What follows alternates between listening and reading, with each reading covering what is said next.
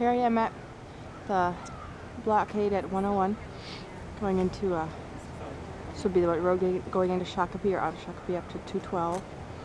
You can see the water is flowing over the road. In fact, it's even flowing like rapids over it. Debris and everything. It's a lot of water. Over here we've got the hole. That's where the archery range usually is. It's a lot of water. And here is the blockade. Cars and everything. And then of course, Chloe, look! She wants to get out.